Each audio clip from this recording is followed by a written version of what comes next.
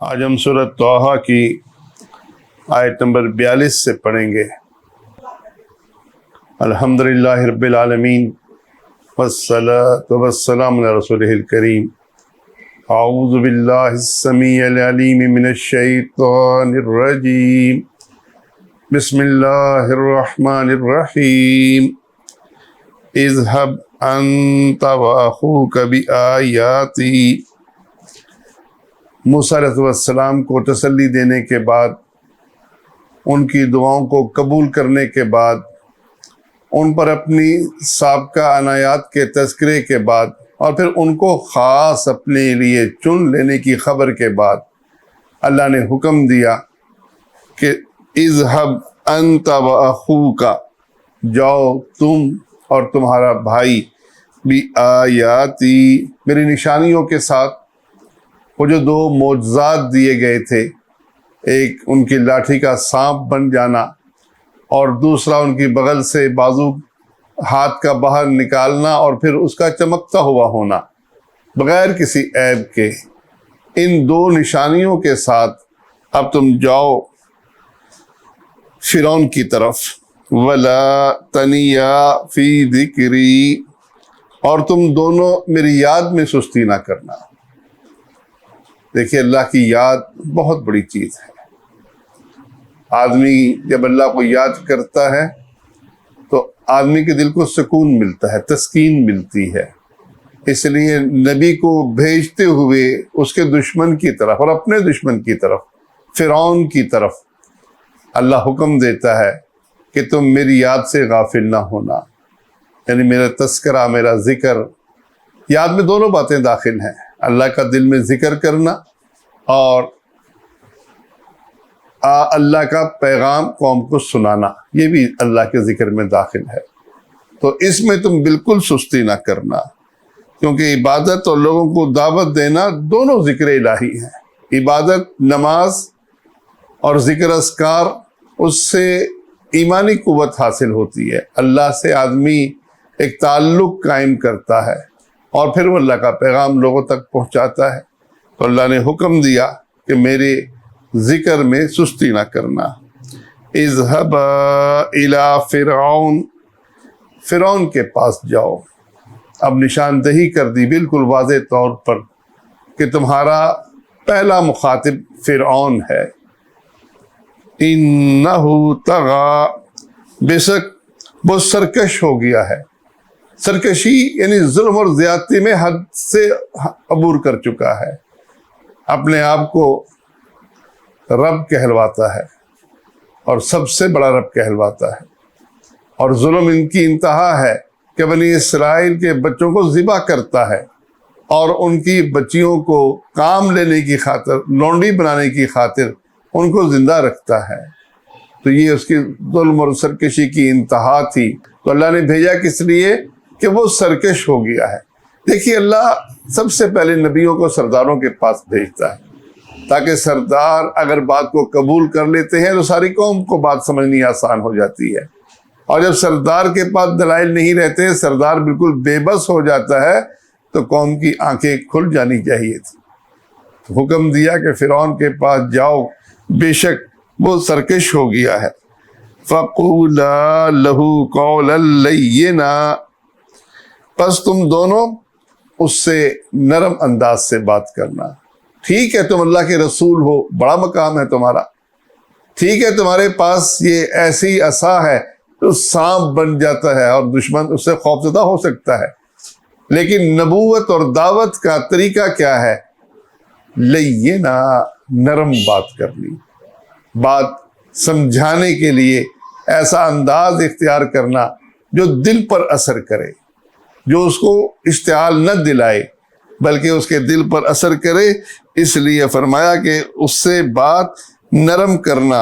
یہ انبیاء کا مؤثر ہمدردانہ خطاب ہے، ہر نبی کو یہی دعوت دی گئی ہے، اور نبی کے ماننے والوں کو بھی یہی دعوت ہے۔ یہ دھونس جمانا، بڑھ کے مارنا، تانوں کا تیر چلانا، یہ دنیا پرست لوگوں کے کام ہیں۔ ایک مومن نبیوں کے راستے پر چلتے ہوئے کبھی اپنے مخالف کی پگڑیاں نہیں اچھالتا، وہ ان کی بےعزتی کرنے سے اپنے آپ کو تسکین نہیں دیتا، بلکہ وہ ایسی بات کرتے ہیں کہ اس کے دل پر اثر کرے، سننے والا نصیحت پکڑے اور غافل شخص اللہ کے ذکر کی طرف آ جائے، اللہ کی یاد کی طرف آ جائے۔ تو گویا انبیاء لوگوں کے دلوں میں اللہ کا خوف اور اللہ کی محبت بٹھانے کا کام کرتے ہیں، وہ اپنی بڑائی معاشرے کے اندر قائم کرنا نہیں چاہتے، اس لیے وہ ہمیشہ نرم بات کرتے ہیں۔ اور ہمیں بھی یہی حکم ہے کہ ہم جب بھی بات کریں، لوگوں کو اللہ کے دین کی طرف بلائیں، تو ہمارے انداز میں نرمی ہونی چاہیے، سختی نہیں ہونی چاہیے۔ دیکھیے فرعون سے بڑا سرکش اور کون ہوگا، جو اپنے آپ کو رب اعلیٰ کہلواتا ہے، جو اپنے آپ کو سب سے بڑا رب کہلواتا ہے، جو اتنا ظالم ہے کہ بنی اسرائیل کے بچوں کو ذبح کرتا ہے اور ان کی بچیوں کو زندہ چھوڑتا ہے۔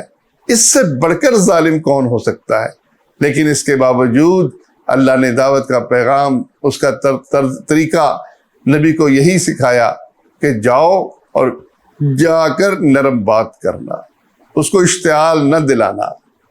تو ہمیں بھی چاہیے کہ ہم جب دعوت کے میدان میں لوگوں کو بات سمجھا رہے ہوں، ان تک بات پہنچا رہے ہوں، تو ہمارے انداز میں نرمی ہونی چاہیے، وہ محسوس کرے کہ یہ شخص ہمارا ہمدرد ہے، اس کے دل میں ہماری ہمدردی ہے، ہماری ہمدردی کی وجہ سے یہ ہمیں پکار رہا ہے، ہمیں جہنم کے عذاب سے بچانا چاہتا ہے۔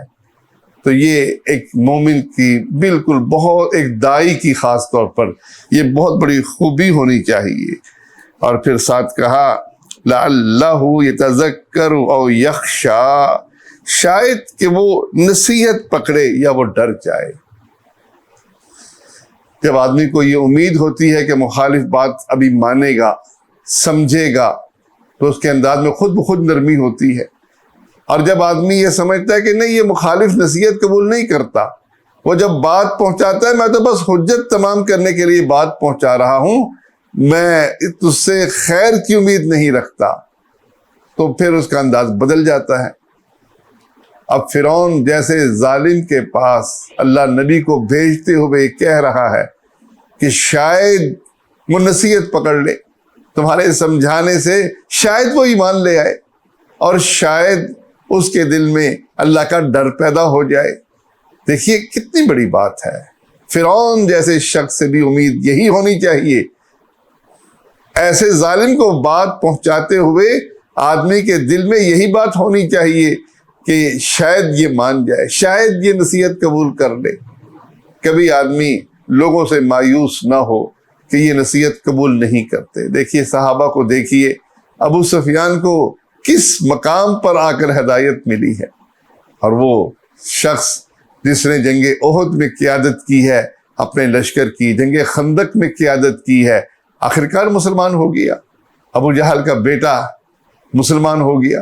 تو ہدایت جو ہے یہ اللہ کے ہاتھ میں ہے، اور ہمیں جب بھی کسی کو سمجھانا ہے، بات پہنچانی ہے، تو بات پہنچاتے ہوئے ہمارے ذہن میں یہ بات ہونی چاہیے کہ شاید یہ بات کو قبول کر لے اور اللہ سے ڈر کر یہ بھی نیک بن جائے۔ تو یہ جب ہم ذہن میں یہ بات رکھیں گے تو یقیناً ہمارے انداز میں نرمی آئے گی۔ پھر فرمایا قال ربنا اننا نخاف ان یفرط علینا، دونوں نے کہا اے ہمارے رب، ہمیں اس بات کا ڈر ہے کہ وہ ہم پر زیادتی کرے گا، او ان یطغی، یا وہ ہمارے اوپر سرکشی کرے گا، یعنی وہ بات نہیں سنے گا، معاملے پر غور نہیں کرے گا۔ ہمیں اس کا پتہ ہے، کیونکہ موسیٰ علیہ السلام نے اس کے گھر میں پرورش پائی ہے، اس کی طبیعت کو جانتے تھے، تو انہیں ایک دل میں فطری خوف پیدا ہوا کہ اللہ میں اس کے پاس تیرے حکم کے مطابق ضرور جاؤں گا، لیکن ہمارے دل میں یہ خوف ہے کہ وہ ہم پر زیادتی کرے گا، ہمیں دیکھتے ہی قتل کے احکامات جاری کر دے گا، اور اگر اس نے بات سن لی تو وہ سرکشی، بات سنتے ہی سرکشی پہ اتر جائے گا، ظلم و زیادتی پر اتر جائے گا۔ انبیاء کو یہ خوف فطری خوف ہوتا ہے، انبیاء کے اندر یہ خوف نبوت کے خلاف نہیں ہے۔ دیکھیے موسیٰ علیہ السلام کے بارے میں جب اللہ تعالیٰ ان پر وحی کر رہے ہیں، وہ اللہ کے دربار میں کھڑے ہیں، ان کے ہاتھ میں عصا ہے، اللہ کے حکم سے اس عصا کو پھینکتے ہیں، وہ سانپ بن جاتا ہے۔ اللہ فرماتا ہے کہ موسیٰ اس کو دیکھ کر بھاگ کھڑے ہوئے اور پیچھے مڑ کر نہیں دیکھا۔ تو یہ ایک فطری خوف تھا جو ان پر طاری ہوا۔ ایسے ہی رسول اللہ صلی اللہ علیہ وسلم پر جنگ خندق کے موقع پر ایک خوف لاحق ہوا۔ ہر طرف سے دشمنوں نے مدینے پر چڑھائی کر دی اور مقابلے کی ہمت نہیں تھی۔ آپ صلی اللہ علیہ وسلم نے سلمان فارسی رضی اللہ تعالیٰ عنہ کے مشورے کے مطابق خندق کھود دی تاکہ وہ مدینے پر حملہ نہ کر سکے۔ خندق پر پہرے دار مقرر کر دیے کہ خبردار کسی کو خندق کو عبور کرنے نہ دینا۔ اور جب یہودیوں کے طرف سے خبر آئی کہ انہوں نے بھی ہیڈ چکنی کر لی تو آپ غمگین ہوئے، صحابہ بھی غمگین ہوئے۔ تو یہ خوف جو ہے یہ ایک فطرتی چیز ہے۔ تو اسی خوف کا اظہار یہاں موسیٰ علیہ السلام اور ہارون دونوں ہی کر رہے ہیں کہ اللہ ہمیں ڈر یہ ہے کہ ہم اس کے پاس جائیں اور تیرا پیغام لے کر جائیں تو کہیں ایسا نہ ہو کہ وہ ہم پر زیادتی کرے یا ہم پر سرکشی کرے۔ تو یہ خوف انبیاء کو لاحق ہوا کرتا ہے۔ اس کے جواب میں اللہ فرماتا ہے قال لا تخافا، فرمایا تم دونوں نہ ڈرو، اننی معکما، میں تم دونوں کے ساتھ ہوں، اسمع و ارا، میں سن بھی رہا ہوں میں دیکھ بھی رہا۔ دیکھیے تسلی کی انتہا ہے جب آدمی کو یہ تسلی ہو کہ اللہ میرے ساتھ ہے، اللہ مجھے دیکھ رہا ہے، اللہ میری سن رہا ہے، اللہ سارے حالات کو جانتا ہے اور وہ میرے ساتھ ہے۔ یہ تسلی بہت اونچی تسلی ہے۔ ان الفاظ کے اندر وہ اللہ کی جلالت اور اس نے جو تحفظ اور ضمانت جو بیان کی ہے وہ کسی تشریح کے لائق نہیں ہے۔ کتنے صاف لفظوں میں کہا کہ تم فکر مت کرو، میں تمہارے ساتھ ہوں۔ پہلے قصہ بتا دیا کہ دیکھو تمہاری مدد میں نے اس وقت کی جب چھوٹے سے بچے تھے، کیسے تمہیں دشمن تک پہنچایا اور دشمن کے ہاتھوں میں پرورش کی، اور کیسے تمہیں اس فرعونی کے مارنے کے بعد، اس کے قتل کے بعد کیسے تمہیں یہاں سے نکال کر مدین لے گیا اور تم وہاں ٹھہرے۔ احسانات پہلے بھی گنا دیے اللہ نے، اور اب کہا بے فکر رہو، تمہارے تحفظ اور ضمانت کے لیے میں ہوں، میں تمہارے ساتھ ہوں۔ جس شخص کو اللہ پر یہ ایمان، یہ توکل نصیب ہو جائے، پھر وہ کسی سے ڈرا نہیں کرتا، پھر وہ حق کو بیان کرتا ہے اور اس بات کی پرواہ نہیں کرتا کہ لوگ کیا کہیں گے، لوگ کیا کریں گے۔ وہ اللہ پر اعتماد کرتے ہوئے وہ اللہ کی بات لوگوں تک صاف صاف لفظوں میں پہنچا دیتا ہے۔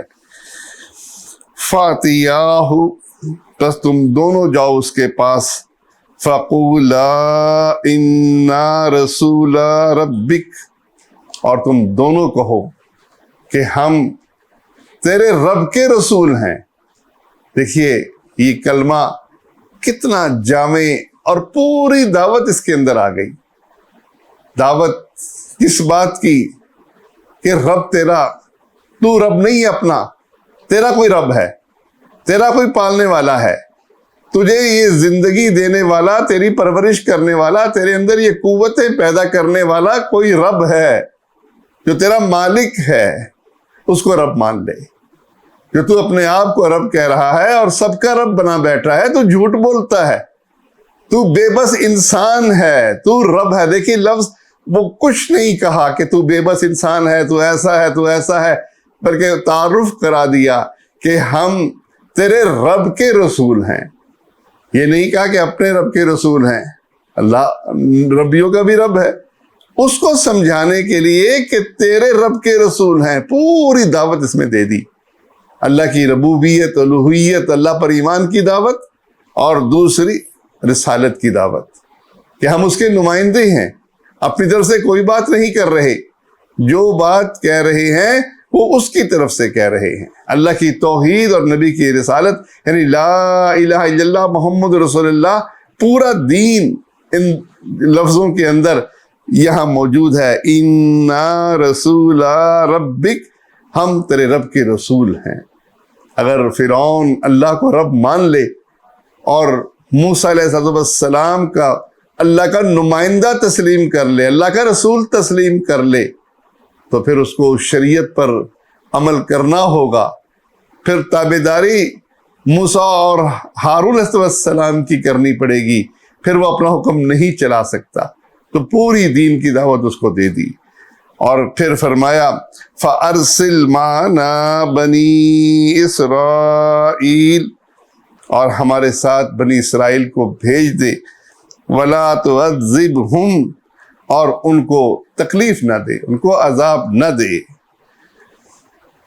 دیکھیے یہ تیسری بات، کیونکہ خوب جانتے تھے، وہیں رہنے والے تھے کہ یہ کیسے تکلیفیں پہنچا رہا ہے، تو اس کو دعوت دی کہ اللہ پر ایمان لے آ، ہمیں رسول مان لے، اور تیسری بات اہل ایمان کو تنگ نہ کر، کیونکہ بنی اسرائیل یعقوب علیہ السلام کی اولاد تھی۔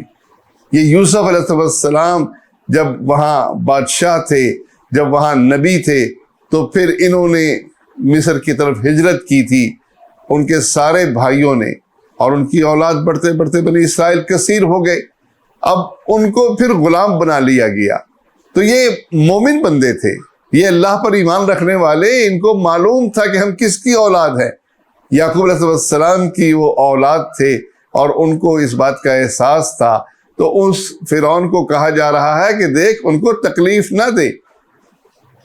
لوگوں نے اس دعوت کو ایک قوم پرست لیڈر کی دعوت بنا کر پیش کیا ہے، اور باقاعدہ اس قوم پرستانہ لیڈری کے دلیل میں اس بات کا تذکرہ کیا کہ دیکھو موسیٰ علیہ السلام کس لیے مبعوث ہوئے، اپنی قوم کو فرعون سے بچانے کے لیے۔ دیکھیے یہاں بات خوب سمجھ لیجئے، قوم پرست لیڈر کیا کرتا ہے؟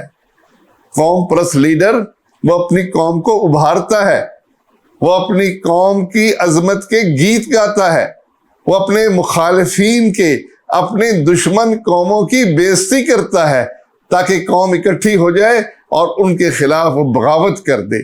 یہاں ان میں سے کچھ نہیں کیا جا رہا، یہاں مسلمانوں پر ہونے والے ظلم کا مداوع، اس کا مطالبہ کیا جا رہا ہے کہ دیکھ بنی اسرائیل کو ہمارے ساتھ جانے دے، ہم اللہ کی بندگی کریں جہاں بھی ہمیں اللہ کی توفیق دے، اور ہمیں تکلیف نہ پہنچا، ان کے اوپر جو تو تکلیف پہنچا رہا ہے اس سے باز آ جا۔ تو یہ دعوت تھی انبیاء کی، ان کی ڈیوٹی میں یہ بات شامل ہے کہ جہاں وہ اللہ کی طرف دعوت دے، اپنی رسالت کی طرف دعوت دے، وہاں اہل ایمان کے دنیاوی تکالیف کو بھی محسوس کرے، وہاں اہل ایمان کی معاشی تکلیف کو بھی محسوس کرے، اور اس کے حل کو بھی راستہ نکالیں۔ عزت صرف بنی اسرائیل کے اندر اگر وہ پیدا کرتے، کہتے نہیں یہ عزت والے ہیں اور تم سب ذلیل والے، تم سب ذلیل ہو، اور وہ پھر یہ کہیں کہ عزت والے وہ حق رکھتے ہیں کہ حکومت کریں، تم ذلیل ہو، تم ماتحت بنو، ایسی کوئی دعوت ان سے نہیں ملتی۔ ہاں مسلمانوں پر ہونے والے ظلم کا مداوع، اس کا مطالبہ ضرور ملتا ہے۔ وَلَا تُعَذِّبْهُمْ، تو انہیں عذاب نہ دے۔ قَدْ جِئْنَاكَ بِآیَةٍ مِّن رَبِّكَ، ہم تیرے رب کی طرف سے نشانیاں لے کر آئے ہیں۔ یہ دیکھ عصا ہمارے پاس جو سانپ بن جاتا ہے، یہ ہاتھ ہم بغل سے نکالتا ہوں، میں بغل سے جب نکالتا ہوں چمکتا ہوا ہوتا ہے۔ تو نشانیاں اللہ کی طرف سے، یہ نشانیاں ہیں ہمارے پاس۔ اب تو ہمیں اللہ کا رسول مان، اللہ پر ایمان لے آ، اس کو اور اپنا رب مان لے، ہمیں رسول مان لے، اور مسلمانوں کو تکلیف نہ پہنچا۔ والسلام علی من اتبع الہدی، سلامتی ہے اس پر جو ہدایت کی پیروی کرے۔ یہ تیسری بات، آخرت پر ایمان۔ یہ نہیں کہا سلامتی بنی اسرائیل کے لیے ہے، بلکہ سلامتی کے لیے کلیہ بیان کیا۔ قوم پرست لیڈر اپنی قوم کی سلامتی کے گن گائے گا، لیکن ایک نبی جو لوگوں کی طرف مبعوث ہے وہ اصول بیان کرے گا کہ جو بھی میری لائی ہوئی ہدایت پر عمل کرے گا یقیناً وہ کامیاب ہوگا، اور سلامتی اس کے لیے ہے۔ اِنَّا قَدْ أُوحِیَ إِلَيْنَا، بے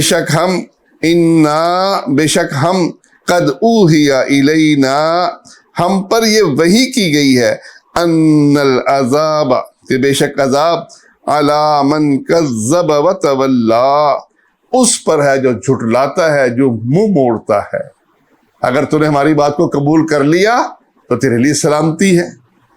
دیکھیے اس کو خطاب نہیں کر رہے، دیکھیے کیسی نرم دعوت ہے، اصول بیان کر رہے ہیں کہ جو پیروی کرے گا ہماری تو وہ اس کے لیے سلامتی ہوگی، دنیا کے اندر بھی آخرت کے اندر بھی، اور اس میں وہ شخص بھی شامل ہے جس کو دعوت دی جا رہی ہے، لیکن انداز اس کو ٹیز کرنے والا نہیں ہے، اس کو بتانے والا ہے کہ سلامتی کا وہی حقدار ہے، اور ساتھ عذاب سے بھی ڈرا رہے ہیں کہ ہم پر یہ وحی کی ہے اللہ نے کہ بے شک عذاب ہوگا اس کو جو ہماری طرف نازل ہونے والی ہدایت سے منہ پھیرے گا، اس کو جھٹلائے گا، اس کے لیے عذاب ہے۔